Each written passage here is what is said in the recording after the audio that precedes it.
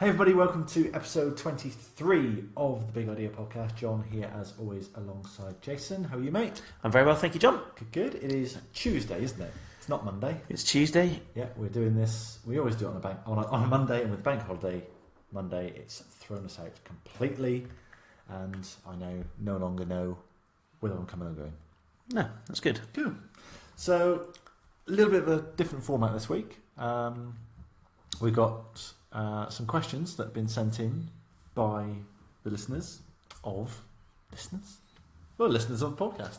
Mm-hmm. And people from our Facebook group, which is bigidea.co.uk/Facebook. But before we get too far into it, just wanted to mention that we've launched the 1% Club today, haven't we? We certainly have, yeah. Yeah, we've. This is our group mentoring service. We launched it literally, I think, 9 a.m. this morning. Mm-hmm. We've got 12 places available for people to work with us. We don't have 12 places available now, though, do we? We don't know now, unfortunately. I think we've got, as of the time just before we hit record, we'd sold 5. So we got at the exact moment I'm saying this, we've got 7 left. Mm-hmm. By the time you listen to this on iTunes, we may not have any left. But if there are any available, then you can go to bigidea.co.uk/OPCC. OPCC, 1% Club. 1% Club, because percent is 2 words, of course. So basically what is the gist of the 1% Club, Jace? Because I've explained it lots on. Have you? I must watch it. I need to watch them then. The basic gist, in a nutshell, is we work with 12 small businesses who would like to progress their business better, become more ambitious, and improve their lifestyle, and get from the business what it was they thought they were going to get out of it. So 1% is literally the number of business owners who do get the lifestyle that they thought they were getting out of their business. So we want you to join that club, so get out of that 99% and get into the 1%.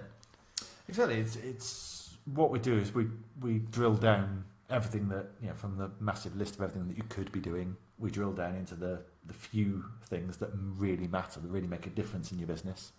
And we hold you accountable to that. We make sure that you do what you need to do in order to be successful.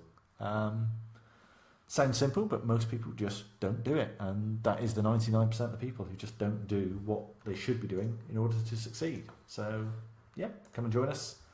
As I said, bigidea.co.uk/OPCC. If there's any spaces left. And if there isn't, tough.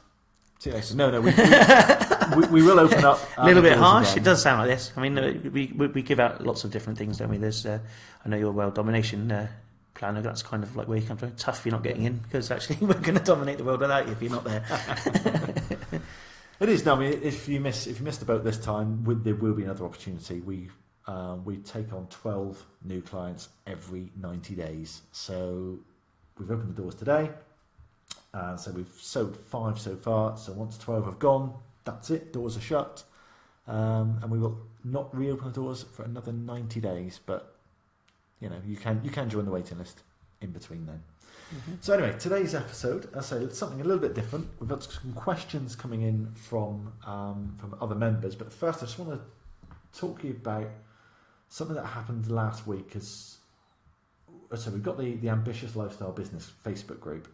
And I really hit home the lifestyle element of that. Well, today included, because my 5-year-old's decided to be ill today. So I'm recording this with a 5-year-old in bed upstairs at the moment. So if you're watching this in the Facebook group, you may get a reenaction of that BBC News video where the voice coming in and she's trying to slide the child out and the child comes in pretending to be a dinosaur or something. Yep, you may get a replica of that. But my eldest went to his first residential trip with school last week. So he was 7-year-old and he went away Wednesday night and Thursday night, so 2 nights away from us, building rafts and doing archery and assault courses and all that sort of thing. So by all accounts, I've managed to find out that he did have a really, really good time. But on the Friday afternoon that we got the text message saying they're on their way, they'll be here about 2 o'clock. So 2 o'clock we got up to school, there's all these kids there, you know, absolutely caked in mud, carrying or dragging all these cases and like sleeping bags along the floor. And we spot Jack and sort of wave to him, and at which point he completely bursts into tears. It's like, oh my god, and he's just absolutely sobbing, and he was sort of, oh, what, you know, what's going on here? And he just, oh, I really missed you. And it's like, oh, bless. But that just hit home that, you know, I talked a few weeks before about what it was like when my sister died, and I remember her kids were 8 and 6 when she died, so 1 year older than mine are now. And I just, in that moment, I just thought, well, yeah, I saw how upset he was not seeing us for 2 days, and I just thought, well, yeah, imagine if that was, imagine how upset he would be if he was never going to see us again, because we're working so bloody hard that you end up, you know, having a heart attack or just dropping dead because you're working yourself into the ground, as so many small business owners do. And it just really hit home to me then that, yeah, that's why I'm doing it. I'm doing this so that I can be at the school at 2 o'clock on a Friday afternoon, because that's family time. But other than that, I'm doing it so that I'm not, you know, I could build a bigger business, I could chase more wealth, but I don't want to be dropping dead and leaving him without a dad, because I've seen that happen in the school with other children, and I've seen it in my family, the effect that has on a young child when they lose a parent. And yeah, I know, you know, all the crap that Chris and Kate had to deal with because Linda died. You know, she didn't intend to, it wasn't her fault, but I saw what happened there firsthand, and I don't want that to happen with my two. Yeah, so a nice sobering thought too. Thanks for that. 2nd of May, we're on 2nd of May. Spring's out there. Yeah. Full of the joys of spring just now you were on the earlier video. And thanks for sharing that, John. You're very welcome. But yeah, it is. But you've absolutely got a point. It was a very sobering thought that I just thought, yeah, I saw just how upset he was when he didn't see us for 2 days. And I just thought that would absolutely, you know, kill his world if, you know, I was doing it. But, you know, you see people do it and they say they're doing it for their children. Oh, I'm doing it to provide them with all the things I never had. Well, most kids actually just want to be with their parents. They don't care about material goods or anything like that. Anyway, we got some questions. So first question was from a lady called Helen. And Helen wants to know, what's the most effective form of marketing to reach my target audience, which are schools and businesses looking to increase staff skills? Now, Helen provides training to businesses and schools on supporting mental health and improving soft people skills. What are soft people skills? I'm not sure. Okay. Is that like when you train soft people? Like, don't be so soft, lad. Yeah, I think so. Okay. So I have no idea what soft skills are. Soft people skills. Is it the counselling and that kind of thing? I think it's mental health and that sort of thing. Yeah, it may well be. Could be. So, yeah. So what's a good way to reach schools? So you're looking particularly at the head teachers. You're also looking probably at the business managers of the schools, because those are the ones which tend to write off for any costs that are incurred. I'm guessing that the training is at a cost. That's the form of your business. So so you need to kind of get to both of those things. So how can you reach those? Can you get those, that Freedom of Information Act? Can you just request that from the council? It's easier than that, to be honest with you. You can trawl things like Ofsted. The Ofsted website will have all of the school reports, so you can get on there and you can find out all the contact information for the schools. Okay. That's all there. The local authority, if the schools are registered with the local authority, which most still are, although having said that, some are awfully drifting away, they have a directory online which you can get. Certainly the head teacher and the business manager as well, I think, is in there, so their contact details too. You can also pay somebody else to go and trawl all of the websites of all the schools in the area that you want to do, and to get and form your own document for you, so you can get yourself an Excel spreadsheet done if you want somebody else to do that for you. Lots of places will do that rather cheaply because it's nice, easy data extraction from the website, so that's easy to do. So the contact details is fairly easy to do. Getting them to reply might be a little bit more tricky, because I think schools do get an awful lot of emails and things coming in, so that may not be the best bit. So would you go contact's probably not a great. going into the schools again. Direct mail. It's going to be direct mail. Certainly is a good idea, I guess. A bit of lumpy mail, perhaps. Lumpy mail is better, I would think, because then there's at least a little bit of attraction to want to open it up. Because again, they get an awful lot of catalogues and brochures and things like that through the posts. So something lumpy would be good. There's also things like trade shows and stuff that the head teachers go to, and conferences and things like that. So maybe if you're sponsoring something like that, might be a good idea. Having an opportunity to talk to head teachers directly at their symposiums or whatever it is that they do. I'm guessing teachers do that. They have those things happening too. There's definitely things like head teachers conferences and things like that. So there's also trade magazines. I'm not sure whether that's necessarily a good option, but I can't think of any off the top of my head because it's not really where I come from, but there are trade magazines which go into schools and teachers and things like that, so maybe there's room for some sort of something with them. Well, you almost take the school element out of it, and this is just, well, you're looking to reach the decision maker. Where do they hang out? How can I reach them? What do they read? What events do they go to? Where can I network with them? And if I'm going to do direct mail, how can I get them to actually take some action? Email is probably not the best way, and particularly with schools. I know, from obviously my wife's a teacher, so we know just how busy they are. And head teachers get pitched 30 times a day via email because email's free. You've got to think about it's very much you've got to prove a business case for the school to want to spend money with you guys as well. So there's lots of training required by teachers and things like that, whether that's the teachers you want to train or you just want to work with them, I don't know. You've got to, you're feeling the benefits and what the school are going to have from that, and that's the key line, which it is for most businesses, to be fair to most customers. We always say benefits, not features, don't we? So that's definitely where you need to kind of go. So what's in it for them? What's in it for that school? And so let us know how you get on with that, Helen. Just on a quick note there, thank you, Red, because Red has let us know what soft skills are. Okay. Soft people skills are things like presentation skills and being analytical. Okay. There you go, see? Every day's a school day. Thank you, Red. Red also says that she's currently marketing to schools, says it's a whole new world. Make sure you know who you are targeting, use it or the buyer, simple buyer behaviour. What about social media? Yeah, I mean, there've got to be lots of groups of teachers are online. There's certainly lots of websites which teachers hang out on, thinking like Twinkle and stuff like that, resources type places that you can kind of get some advertising on, I'm sure. Certainly teachers are easier to reach, I would have thought, on social media. Whether head teachers might be a different kettle of fish. Yeah, I mean, teachers tend, some are on, some are not, so it's a little bit hit and miss, say Facebook, for example, because they don't want to be on there because they're going to be found by kids and parents and all that sort of stuff. So there's a line there, I think, which some teachers are happy to do that and some teachers are not. Certainly that's my experience. Part of a campaign, I would say. Probably could be used as, I would always go direct mail first, I think, because that's really impactful. Knowing who it's going to. Yeah, absolutely. So, next up we've got Sophie. Sophie says she started trying to sell handmade painted glasses and mugs through Etsy and Facebook. She'd like to have some sales and to be able to work from home, make a nice little business for herself.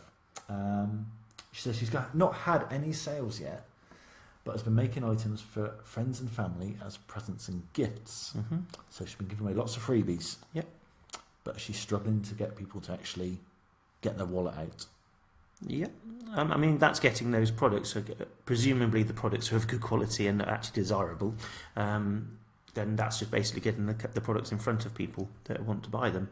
I'm guessing your Facebook, I don't know whether that's through advertising you're doing on your Facebook or your family and friends are the people who are seeing these things on Facebook. So that's a little bit trickier, I guess. I think it's narrowing that market down, isn't it? And saying, the market for these glasses and mugs, probably not your friends and family. Your friends and family are the ones who, that's nice, that's lovely, I'll take one off your hands. But in terms of actually paying full cost price for it, probably not your friends and family. So you need to narrow down exactly who is going to buy these. I'm not familiar with Etsy. I know it's an online shopping place. It's a bit like eBay, but kind of for arty and crafty and a little bit more expensive kind of items and stuff like that, I think. So I don't know a great deal about it. I don't know whether there's a paid option there to get your product showing in the results higher, that kind of thing, which obviously happens quite a lot with sponsored products. Have you you do much in the way of face-to-face type stuff? So You're creating crafting products, so do you go to craft markets? Because that's an excellent way of getting your products seen by lots of people. And there's always lots of local craft markets going on around you. School fairs are another great option, going back to the school theme. You've also got things like other community fairs and other fundraising events that other people do, usually for a small cost of something like £10.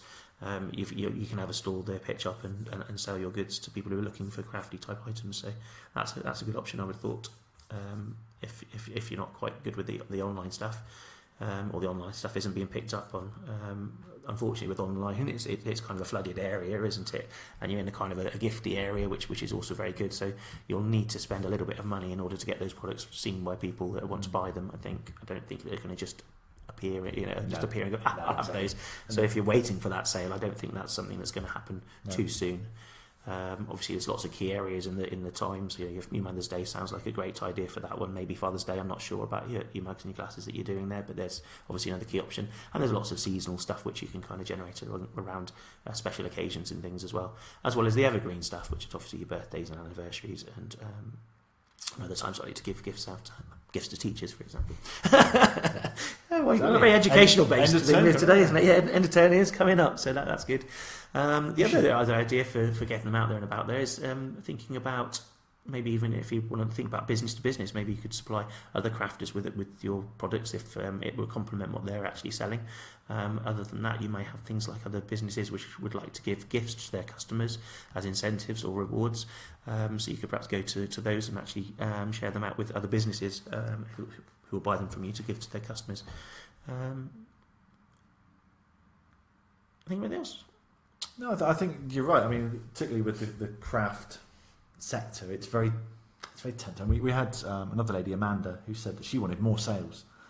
Again, she works in the craft market, and she said, I need to be better at converting your stuff's lovely into, I'll take one of those, please. Mm-hmm. And I think, particularly with the crafty type business, it's very easy to just get focused on, I'm just going to make more stuff, and I'm going to make better stuff, and it's going to be really good quality, and not thinking about the marketing systems. How am I going to sell these? Is there a market for these? There's that Kevin Costner syndrome of, again, there's an element here of people who won't understand this reference, but there was a film in the early 90s, Field of Dreams. If you build it, they will come. Yes. And people seem to think that all they need to do is make their stuff and chuck it on Etsy, and then somehow people will buy it. Mm-hmm. And that isn't enough to just chuck it up. Etsy is the marketplace that will enable you to take money for your items, but you still need to market those items. You still need to find people who are willing to buy your stuff, and give them the opportunity to go to Etsy and buy it. Yeah, and also, I know you say Facebook, but use some of the Facebook tools, so you can have a Facebook shop with something like Shopify, and you can pop your products there actually on Facebook then, so you can market them through your Facebook channels out to you people that you're currently seeing them, but you don't have to go off to Etsy and do it then. It can all be done within Facebook, so there's another channel basically which you can use. Yeah. The other thing I was going to say actually, because talking about build it and then they'll come, things like the craft fairs, and I know I take us back to when we went to the races, and you got a field within the craft fair, or for us at the racecourse there was a huge number of betting people selling bets. You can go and place your bets on at the field. What are they called? Bookmakers, yeah. Touts, whatever. Well, in the where you sat and watched the thing, there's loads of them there, isn't it? And I'm just thinking back to that one chap who was actually stood out from everybody else, and he was like talking to everybody, made eye contact with everybody as they went past, and actually he was doing a lot more business because he was actually talking to everybody that was there and actually having conversations with people. He was countering objections as well, because people were going to the races, they weren't used to making bets, and he was countering them, saying, come on lads, come on ladies, come on, all you got to do is tell me which horse you want, tell me it's number one and £10 and I'll do that. And he was literally explaining, those people were looking sort of wide-eyed, oh my god, what do I do? And he was just removing that fear, removing that obstacle to buying. So my point was that that he was talking to people and actually communicating with them. Thinking back at a craft fair, lots of people, craft stall owners, are sat down behind their table of wares, maybe making something while it's quiet kind of thing, and letting people just drift past. And or that thing that I hate, you go and you pick something up and you start looking at it, and then the stall owner's like, That's nice piece, isn't it? Yes. Yes, But nice. it's, again, it's the same as, any business. You're doing business with people, and people are relationships, and you've got to form that kind of relationship. So as people are walking past, do chat to them. It's like, oh, hi, you've become 5, done this, blah. You can start a conversation, and that gives them the moment then to stop at your store, other than looking, going, actually, I've never even thought about a cup today, and I'm off to the next store. Yeah. So just have a little think about how you can interact with people, and not sit there knitting or for yourself decorating glasses or whatever that may be. Totally. Damon on the Facebook group, he's pointed out he's just found a arts and crafts Facebook page with 46,000 people on there. So again, Facebook could be a different route to market there. Not suggesting you literally go spamming other people's pages, but network on there, hang around there, let people know that what you do, help out, show up, give value in that page, and then people eventually, what do they do? Oh, you sell these lovely glasses. Oh, that's nice. I like that. Before you know it, you've got a reputation there. So, right, here we go. Yesterday I was listening to a podcast.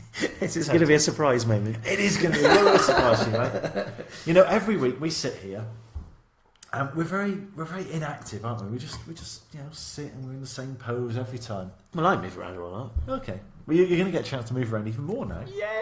Because last week was singing. This is going to work really well on audio as well.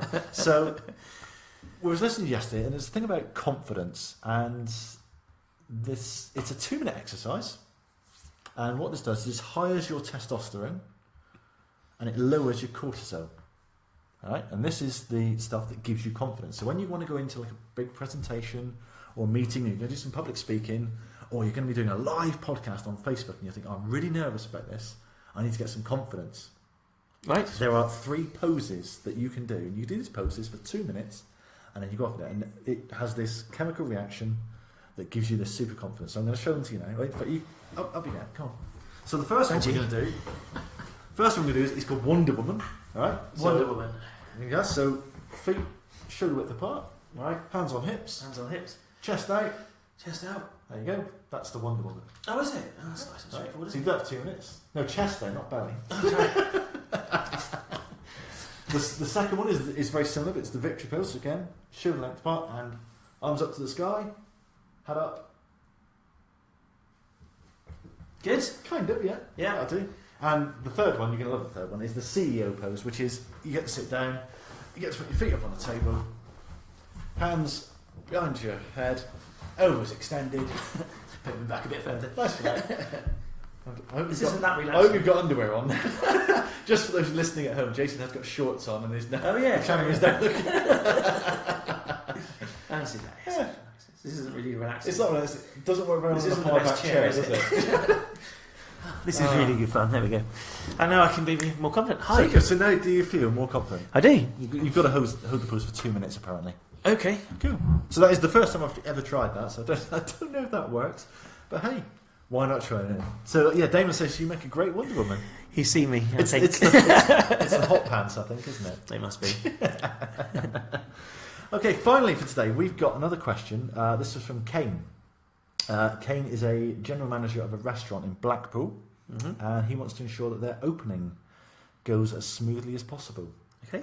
So the first thing that comes to mind for me was the Marco Pierre White opening here in Plymouth that happened last month, wasn't it? It was, yeah.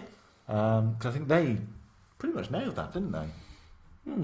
Yeah, there was a lot of coverage. Again, they had a thought-through campaign, so it wasn't just, they had a press grand opening, all the local paper and the TV and the radio, they were all invited, but there was a huge social media launch as well, wasn't there? There was, yeah. There was behind-the-scenes tours of the kitchen, all the staff, because they kind of had 2 launches. So they had a soft launch, which was for staff, friends, and family. So that was almost an exact replica, like a dress rehearsal of the VIP launch, but for slightly more forgiving people. I mean, my biggest thing was going to be practice, and getting your making sure the service is right and the experience that you want to deliver is being delivered across the board and things before you open those doors, so that you've already got that nailed and in position and everybody is on board with you, so all of your staff members know exactly what's expected of them. Your bar is set and actually everybody is going to be given this great experience, however that would be for your restaurant. What is the objective of the launch? Mm-hmm. It's to create influencers. Mm-hmm. It's to create those people who can tell 100 people how amazing the service was. It's the people, yes, you want to invite the foodies along. Perhaps you want to go on TripAdvisor and find out who the top 10 food reviewers on TripAdvisor are in your area and invite them along with the local dignitaries and the celebrities. I don't know who the celebrities are in Blackpool. The famous Blackpoolians. Is that even a word? I don't know. Outside of my zone on knowledge, that one. I would have thought they've got a tower. With Blackpool, they've got the ballroom. They must have lots of people. Who comes and turns on the illuminations? Get them. Okay, there you go. But yeah, I would make it a really thought through campaign. So get the staff on board first. Do your dress rehearsal with them. Mm-hmm. Including getting them to share it all over social media. Very, very image driven. Mm-hmm. Video, if you can get some video, that would be good. I love the behind the scenes tour, even making the meals and that kind of stuff. You can get all of that going on. Yeah. And you're also checking the actual processes and systems are working too by doing those things. With a video, it's just like a person, but it's going to be less forgiving. I don't know when the launch is, but certainly Market PIY, their social media launch started a good 6 weeks before, in terms of here's the build work, here's the views, oh look, the tables have arrived, oh look at these chairs, don't these chairs look amazing? It's like, oh, we've finalised the menu, oh look, we've hired the head chef. Interviews with the staff, that's also quite good. Because again, people do business with people. The food's got to be up to the grade, hasn't it? But people, your people you're employing, they've also got to be up to the grade too, because that's what makes the experience. Apart from the food being nice and timely and all the other things you expect out of it, you also, you don't forget. I went for a meal last week actually at a local place. It's been open for 2 weeks, so it's fairly good. But the staff there were amazing. They were we just had such fun. It was it was table 2, myself and my wife, and it was just a really good experience. So many places focus on the food, though, don't they? They don't even think about the staff, and yet the staff is what makes or breaks most places. Yeah, you get some surly bloody member of staff coming in, serving you up this wonderful food, and it's there we go. We're nearly out of time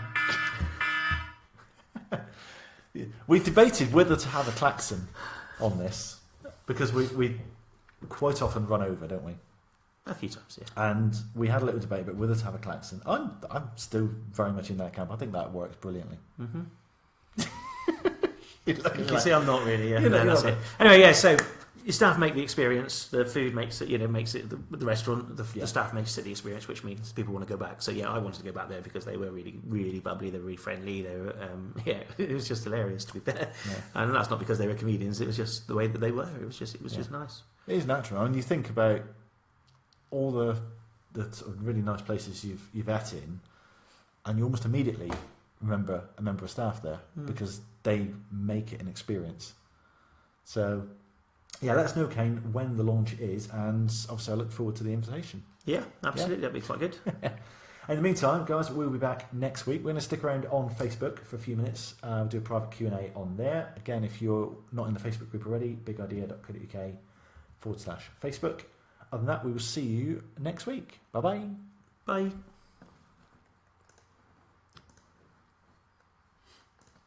There we go. So, guys, I want to see your Wonder Womans and your I think we ought to get a few pictures, don't we? A bit sharing in the group would be great. Yes, definitely.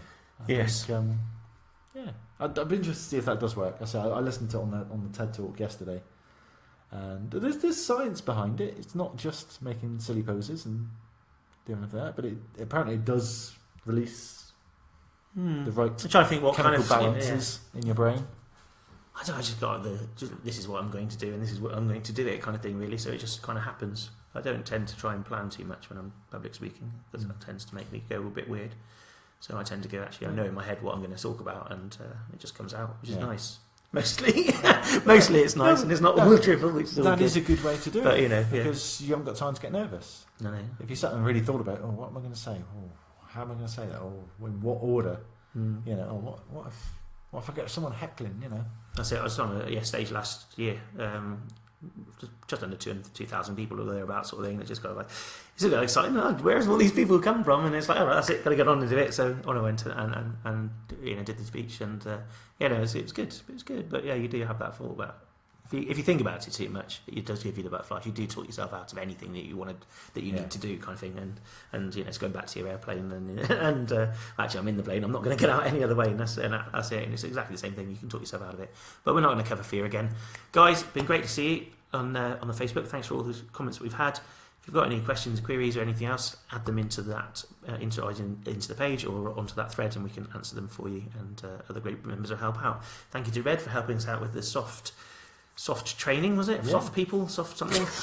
Training for soft people, yes. Grow a pair, I don't know what it was. It's just I have no idea what it was, to be fair. Man up. But yeah, man up, that's it, yeah. Thanks, Red, for sharing these, and it absolutely makes handbags and hashtags and Twitter chats. Oh, right, sorry.